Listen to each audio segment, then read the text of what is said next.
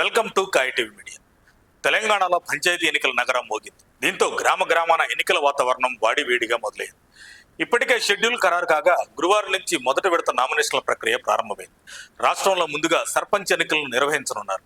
ఆ తర్వాత MPTC, ZPTC స్థానాలను ఎన్నికలకు నిర్వహించాలని రేవంత్ సర్కార్ నిర్ణయించింది. ముందుగా మొత్తం 3 విడతల్లో సర్పంచ్ వార్డు స్థానాలకు ఎన్నికలు జరుగుతున్నాయి. అయితే కీలకమైన పంచాయతీ ఎన్నికల్లో సర్పంచ్ పదవికి పోటీ చేసే నాయకులే కాదు, పలు పార్టీల పెద్దలు కూడా వారికి నచ్చినట్లు ఆఫర్లు ఇచ్చుకుంటూ పోతున్నారు.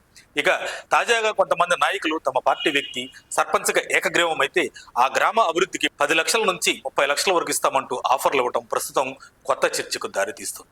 సాధారణంగా ఈ సర్పంచ్ ఎన్నికలు అనేవి ప్రజలు ఓట్లు వేసి గెలిపించాల్సి ఉంటుంది. కానీ ప్రజల ఓట్లతో గెలిస్తే నిధులు ఇవ్వరా అంటూ ఇటీవల సీఎం రేవంత్ రెడ్డి కాకుండా చాలా మంది ప్రశ్నలు వేస్తున్నారు. మరి కొంతమంది అయితే ఏకగ్రీవ ప్రస్థాన చట్టాల్లో ఉన్నప్పటికీ మా ఓటుకు విలువ లేదా అంటూ నిలదీస్తున్నారు.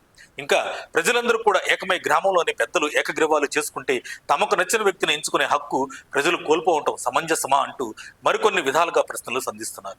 గ్రామ అభివృద్ధికి 10 నుంచి 30 లక్షలు తమ పార్టీ నిలబెట్టిన అభ్యర్థి ఏకగ్రీవం అయితే కానీ ఇవ్వను అంటున్నారు. ఇలా అయితే ఇక ఓటుకు విలువ ఏముంటుందని ఓటర్లు ప్రశ్నిస్తున్నారు. అయితే ఇదే బాటలో కేంద్ర హోంశాఖ సహాయ మంత్రి కరీంనగర్ ఎంపీ బండి సంజయ్ మంగళవారం కీలక ప్రకటన చేశారు.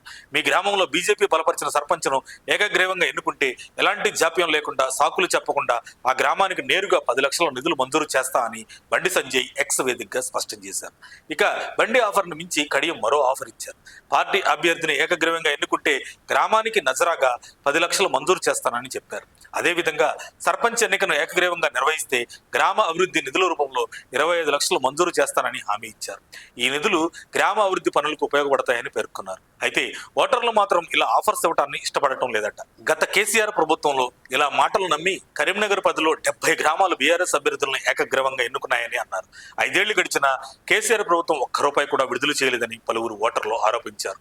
మరి పలు పార్టీలకు చెందిన రాజకీయ నాయకులు ఈ ఆఫర్లు ప్రకటించడం పట్ల మీ అభిప్రాయం ఏంటో తెలియజేయండి. మరిన్ని అప్డేట్స్ కోసం మా కాయ్ టీవీని సబ్స్క్రైబ్ చేసుకోండి. మా వీడియో కనుక మీకు నచ్చినట్లయితే లైక్ చేయండి, షేర్ చేయండి.